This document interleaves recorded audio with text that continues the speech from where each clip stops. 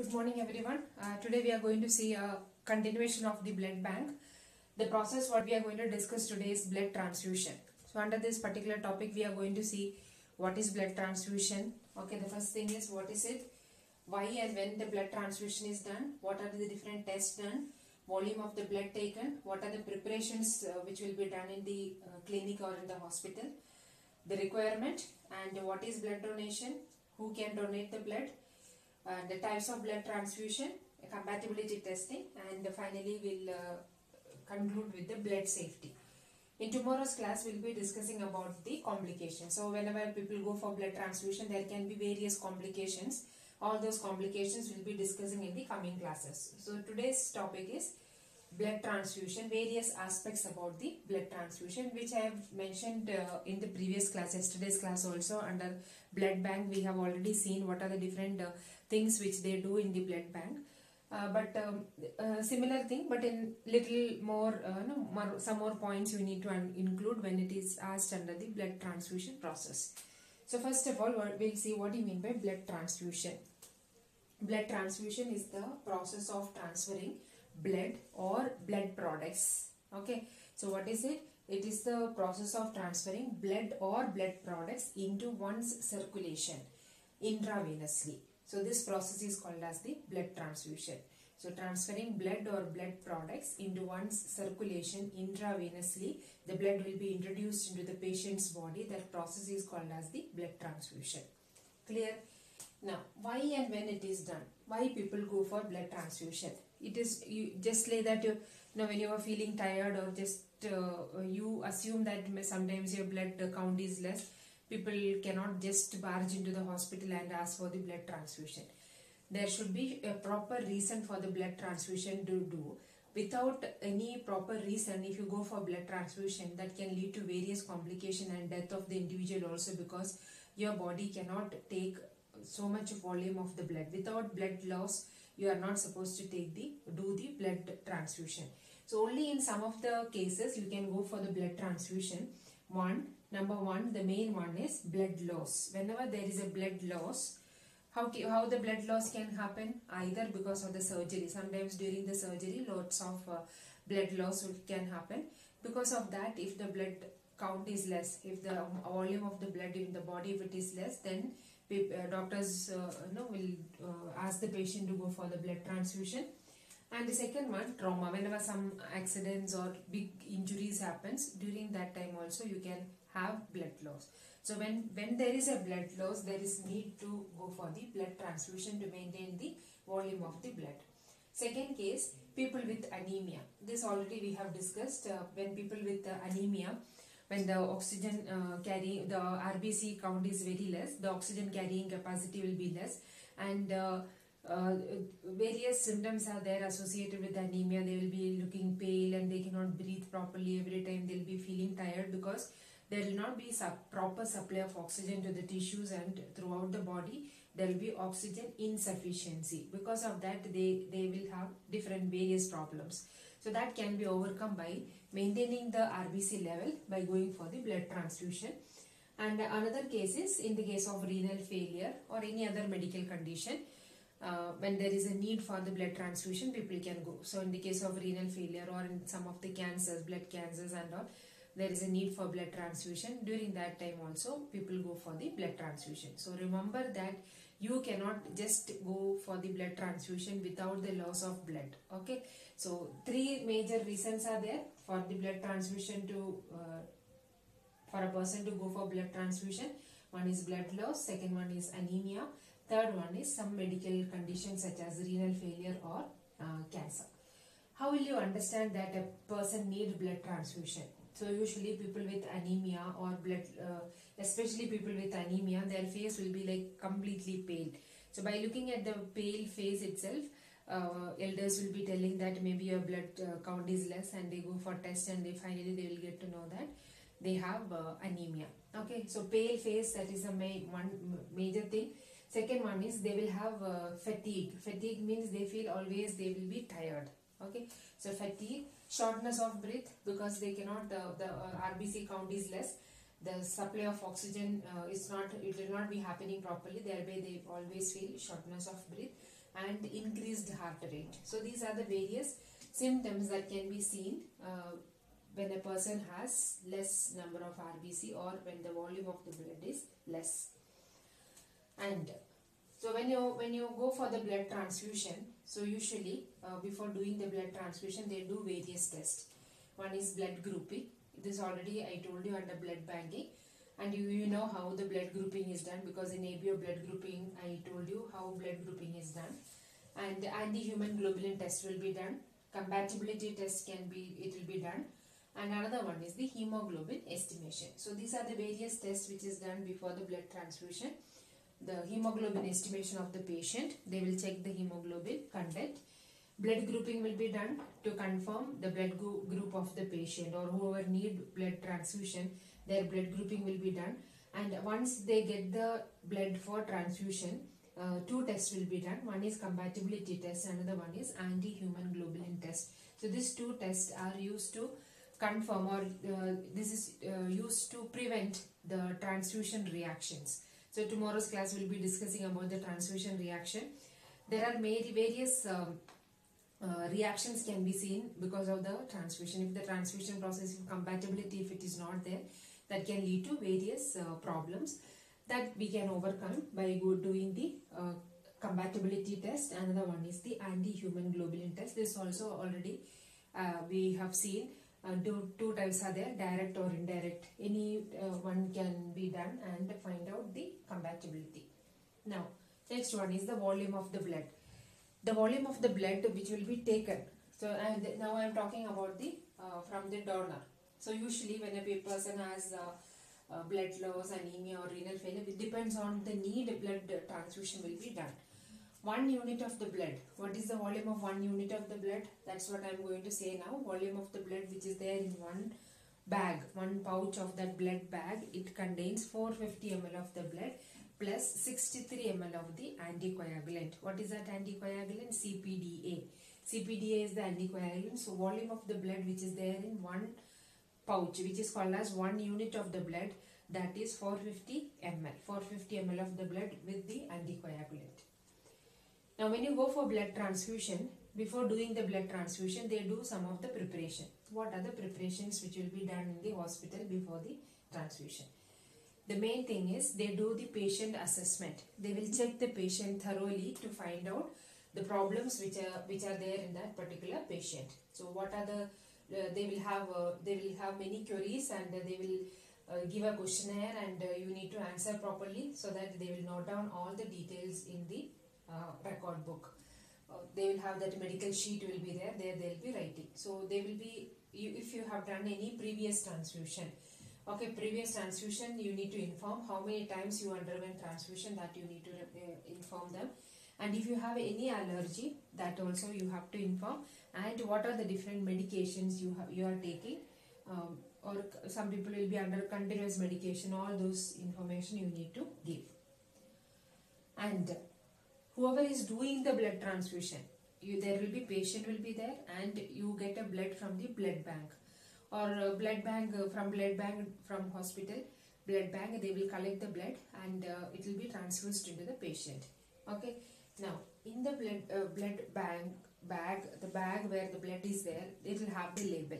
Okay. In that label, the blood group, the date in which it was collected, all those details will be mentioned. So usually, to prevent any other complications, they do the testing once again. The blood grouping testing will be done once again to avoid the complications which are associated with the post-transfusion. After transfusion, so much of complications can be seen if the compatibility, if it is not there. For confirming that, there is a need to check the blood group once again. So usually, error will not be there. Sometimes clerical error can be there because of some mistake. If in the label, if the blood group is not mentioned properly, that can lead to transfusion complications. So to avoid that, to avoid the clerical error, if the person want to check it once again, they can check before doing the transfusion. Then the requirement for the blood transfusion is they need IV gauge needle. Okay, IV intravenous gauge needles are there. There are different types of needles are there. The the diameter or the needle which is used is called as the 18 gauge needle, 18 gauge needle, because that is the one which will have the diameter will be little bigger, so that you are doing the blood transfusion, the blood cells can pass through that needle easily. Okay, if you are using a very narrow one like 22 gauge or something like that, the blood cells cannot pass smoothly through that, and because of that hemolysis can happen. To avoid that, usually they use 18 gauge needle, and blood warmer will be used. Another one is the cannula.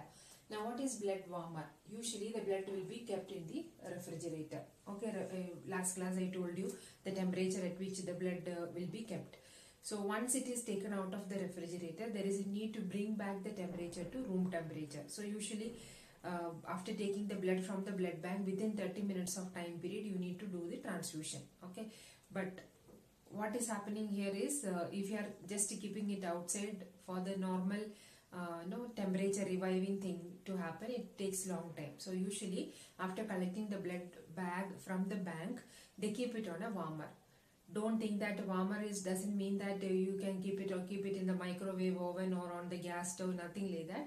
You have to keep it in a warmer. A special device is there. On top of that, the blood bag will be kept so that the temperature will reach back to 37 degrees centigrade, and then they will go for the transfusion.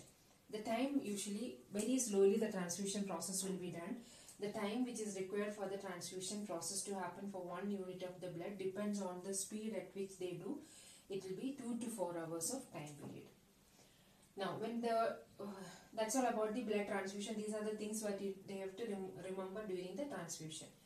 We'll come back to transfusion once again. Before that, this already I told you, but still I will tell you what is blood donation. So usually people go for the blood donation. Now I told you last class also, there are many volunteers who will be doing the blood donation, and in the colleges, in organization, different educational institutions and all, usually regularly there will be blood donation camp. Okay, they collect the blood there. And remember that blood donation, it must be voluntary. But there are some people who will be giving the blood for getting money. But that is actually, it is not a good thing. That is considered as an offense and it is punishable. You are not supposed to take money for giving the blood. Blood donation, it should be voluntary. And you remember the age of the donor, the person who donates the blood, it should be between 18 to 65 years of years. Weight should be more than 50 kg. Hemoglobin level should be optimum.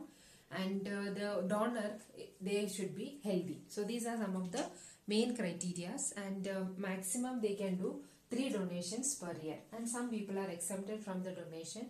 That is pregnant women, lactating mother, then any other cancer patients, any ailment if it is there, then people are not allowed to give the blood. If they are taking any medicine or drug abusers, all those people cannot give the blood. People with allergy, they are also not supposed to give blood.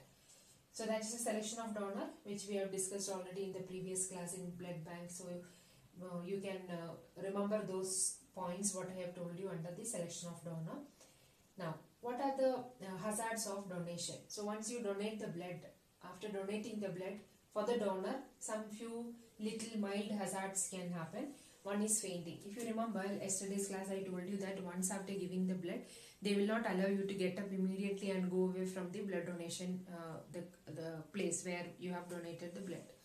They will ask you to lie down for 5 minutes. Okay, after 5 minutes of time period, they will shift you to another area. Okay, that is known as the post-donation area. There, the person who donated the blood, they will be given some of the refreshment, some food items which is good for health, that will be given, and after that only you are supposed to leave that area. So if you are not following all those things, suddenly if you get up from the place where you are lying down, fainting can be seen. And if you have not taken the food properly, usually people will not take breakfast, and when they get to know that there is a blood donation camp happening, they will just go give the blood. During that time also there is a chance of fainting. Second one, infection at the venipuncture site. What do you mean by venipuncture site? Wherever the needle has inserted for taking the blood, in that area there is a chance of infection. So these two are the hazards of blood donation. Two things can happen. One is fainting, another one is the infection at the venipuncture site. One more thing is, if the needle what they have used for taking the blood, if it is not sterile, because of that some infection can happen. So always make sure that the needle what they use for taking the blood is sterile one. It should be a fresh new pack. In front of you only they will be opening. You make sure that the needle is sterile. There are different types of blood transfusion. Okay, one is you can take the blood from the donor. Okay, there are many donors are there, and as I told you earlier, the blood donation should be a voluntarily people should do, or if any of your relatives are admitted in hospital and you can give the blood. Okay, so that is another. So anyways, that will be considered as the blood from the donor. Second one is known as the autologous donation. Autologous, from the term itself you will understand that autologous means your own blood that can be transfused back into your body whenever there is a need. That is known as the autologous transfusion. Now, what do they do in autologous transfusion? There are three different types of autologous transfusion. One is known as pre-deposit, second one is hemodilution, and the third one is known as the salvage. Pre-deposit in the sense, when a person is admitted in the hospital and when they get to know that, and if the person is healthy and they get to know that there is a chance of blood loss during the surgery, what they do is they collect the blood.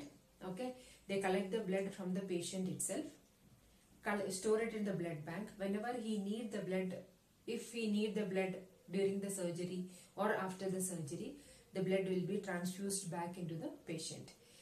Now, what are the advantages of this autologous transfusion? When you go for when you take the blood from any other volunteer, the problem is that you have to undergo many tests. What are the tests usually they do? Blood group compatibility, grouping will be done, then compatibility testing will be done, various tests are there. So all those things you can overcome if you are taking your own blood. So that kind of transfusion is known as the autologous transfusion. That one is known as pre-deposit, second one is known as the hemodilution. So during the surgery, before the surgery, few hours before the surgery, what they do is they collect the blood from the patient and saline will be given to the patient so that the blood will be diluted. So whatever blood loss is there in the surgery, that will be maintained because the blood is diluted with saline and that blood will be lost, and once after the surgery or during the surgery itself if it is needed, the blood which is collected from the patient will be transfused back into the, which is called as the hemodilution. What is hemodilution? The blood will be collected from the patient, say for example 450 ml of the blood will be taken. Instead of that, saline will be given to the patient. So whatever blood is there in the body, that will be diluted. So during the surgery, if blood loss is there, it will be a diluted blood. So once after the surgery, the blood which is collected from that particular patient, which is deposited in the blood bank, that will be transfused back into the patient, which is called as the hemodilution. Third one is known as the salvage. Salvage transfusion, that is also coming under autologous. During the surgery, whatever blood loss is there, that blood will be collected in a sterile pouch. Okay, it will be collected from the surgery table itself. It will be collected in a they have different devices to collect the blood. So wherever they are doing the surgery, from there really they'll put that bag. It will be connected. The blood will be collected there, and the blood will be filtered through the filters. Membrane filters are there, right? Through that it will be filtered so that any contaminations are there, that will be removed, and the blood will be transfused back into the patient. So the autologous, there are three types: pre-deposit, hemodilution, and the third one is known as the salvage. What is salvage? The blood lost, whatever blood is lost from your body, that will be collected, sterilized by filtration method, passing through the membrane filter, and transfused back into the patient, which is called as the autologous transfusion. So there are two types. One is from the donor, another one is known as the autologous. Autologous, three types: pre-deposit, hemodilution, and the salvage. Now, what is compatibility testing? This already I told you several times. Compatibility test means once you get the donor or from the blood bank, whatever blood you are going to take, from that pouch, the blood cells, donor's blood cells will be taken. That will be mixed with the patient serum. Okay. leave it for some time. Usually they leave it for 1 hour to see any agglutination. If the patient serum, if it has some antibody which can react with the donor blood cells, you can see the agglutination. If agglutination is there, you cannot go for the transfusion. Clear? That is known as the compatibility testing. So you can make a diagram and explain about the compatibility testing. Now the next topic what we are going to see today is the blood safety. Okay. Now the blood is considered as a drug. Okay. Blood has been defined as a drug by Drug and the Cosmetic Act. Okay.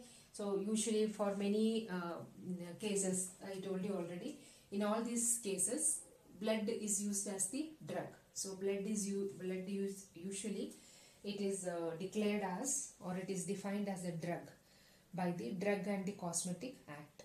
Now the raw material which is used for the blood transfusion is human blood, and because of the use of human blood there can be various hazards which are associated with the human blood that can be overcome by doing the blood safety. In all the hospitals where they do the blood transfusion, they will have a blood safety committee, or an organization will be, or committee will be there. They will make sure that the blood is safe, whatever blood is transfused to the patient, it is safe and it will not cause any harm to the patient. Okay. Blood bank will be there in the hospital. There will be a blood safety committee will be there. Those members will assure that the blood what you are taking, that is safe for you, which will not cause any harm to the patient. Okay. So blood safety, that is a very important criteria that you need to check during the transfusion process. The raw material which is used is human blood, and as I told you, the donor, the donation of the blood donation, that should be voluntary, and if people are taking money for 450 ml of the blood, that is a punishable offense. Okay. Now, so when you do the transfusion, or when you do the blood donation or transfusion process in both patient and in the donor, a questionnaire will be given. Yesterday's blood bank class also I told you that a questionnaire will be given, and that will have different questions which are related to your social life, lifestyle and your medical history. So many questions will be there related to these issues, the social lifestyle, social culturing, and then medical history. All those relevant answers you need to give so that it will be recorded in the medical sheet. Okay. Now, whenever you are donating the blood, the consent will be taken from the patient, and also from when you are going for blood transfusion, from the patient also the consent will be collected in the hospital, and they do various tests to identify the blood group. Usually they do the blood grouping, they do the compatibility testing, and they check for the antibody. If any antibodies are there in the blood, that will be checked in the hospital. And whatever during the blood transfusion, whatever requirements are there, the requirements I told you already: IV gauge needle, blood warmers are needed. Blood warmer is reusable, whereas needle, cannula and the blood pouch and all, it is a single use items. You are not supposed to reuse these items. All the items which are used for the blood transfusion, they are all single use items or devices. And the testing of the blood will be done properly in the hospital after collecting the blood from the donor. A proper testing will be conducted. Usually in the blood bank, once after collecting the blood in the blood bag, okay, from the blood bag, they will transfer little amount of blood into test tubes. I told you yesterday also that blood will be taken for the testing. Okay, this sample will go to 2 labs. The sample which is collected from the blood bag. Imagine that I'm donating the blood. Once they collect the blood in the pouch, they transfer, before closing it, they transfer little amount of blood into 2 vials. Okay, these 2 vials will go to 2 different laboratories. One is immunohematology lab. Okay, immunohematology lab, where they do the checking of antibody, if any antibody is there in the blood. Then any infectious diseases, usually they check for different types of viral diseases. One is human immunodeficiency virus, hepatitis B, hepatitis C, syphilis. All these tests will be done. Malaria, parasite also. all the mainly usually they do this 5 testing. What are the 5 testing? HIV testing, hepatitis B, hepatitis C, syphilis and malaria. Okay, malarial parasite, presence of malarial parasite in the blood. These tests will be conducted in the lab. Which lab will do this? Immunohematology lab. So in two test tubes blood will be taken. One will go to the immunohematology lab. Another one will be another tube will be taken to the infectious disease checking lab. So in the immunohematology lab, they will check the antibody, presence of antibody in the blood, and also they do one more test which is known as the NAT. NAT stands for nucleic acid testing. Nucleic acid testing, usually that will be done for checking the presence of virus. So in the infectious disease checking lab, they will check for the presence of virus. But better than that, they will be in the immunohematology lab, they will check for the presence of nucleic acid in the blood. Okay, that is known as the nucleic acid test, NAT. NAT stands for nucleic acid test. Okay, usually whenever you have a viral infection, your sample will have the nucleic acid. Okay, so sometimes there can be RNAmia. RNAmia meaning emia. Remember what do you mean by emia? Something, presence of something in the blood. RNAmia meaning presence of RNA in the blood. DNAmia means presence of DNA in the blood. These things can be checked by the nucleic acid testing. So very expensive kits are available which will give result within a short time period. Now, once after the checking in immunohematology and in the infectious lab, the entire documentation will be done. Documentation is very, very important. Okay, in detail, all the document, all the informations will be written in the sheet, and it will be recorded. Then, usually, you have one more chapter under this particular topic, particular chapter, hematology, that is blood component therapy. So usually nowadays people will not go for the whole blood transfusion, because if they don't want WBC, only RBC is required, you can go for the RBC. WBC will be given to some other patient who is in need. So that is known as the blood component therapy. So usually after collecting the blood in the bag will be sent to the lab, into the FRSS lab, which will separate the blood components into individual unit. RBC, WBC, platelet, plasma, all those things will be separated in the FRSS lab. Okay, sometimes people will have most of the major complications associated with the blood transfusion is because of the white blood cells, because white blood cells, they have major histocompatibility complex. So whenever there is no matching between the major histocompatibility complex of the white blood cells and the recipient's body, the rejection can happen. So many complications can be seen in that case. That can be overcome by doing a process known as the leukodepletion. What do you mean by leukodepletion? Leukocytes are depleted. So the blood will be passed through an instrument which will deplete all the leukocytes completely. Thereby that particular blood will have RBCs and the platelet and plasma with all the blood clotting factor and the other antibodies. To avoid the complications which are associated with the white blood cells, what is the process they do? Leukodepletion. And all the tests again will be done before the transfusion, such as compatibility testing, anti-human globulin test. Those tests will be done and it will be documented. And once after the transfusion, proper care will be provided to the patient. Okay, so usually after checking all these things, there will not be any transfusion reaction. If any transfusion reactions are there, immediately the patient will be taken to the intensive care unit and proper care will be given to save their life.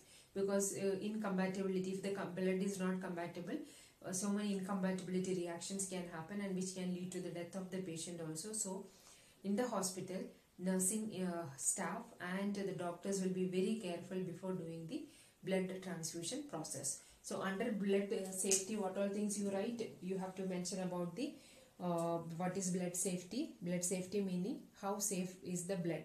That is known as the blood safety. And the entire protocol for the blood safety is controlled by the Drug and the Cosmetic Act, You have to write about the volume of the blood taken and the donor.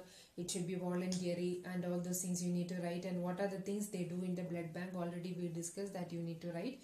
The questionnaire will be given, consent will be taken, different tests will be done, and the equipments which are used will be single dose, and the test for the test it will be sent to two labs. One is immunohematology, another one is the lab where the infectious diseases are checked. What are the different infectious diseases checked that you need to write. Then you have to talk about the separation of the blood component by a process called as apheresis, and then you need to write about the leukodepletion, what is the need of leukodepletion, and what are the different tests which is done before transfusion, and you need to write about the documentation and what are the care which is given to the patient if any complications are there with the blood transfusion. So in the tomorrow's class we'll see the complications associated with the blood transfusion. Okay, it's a very interesting topic. Only thing is you should know how to write the answer. That's all. Thank you.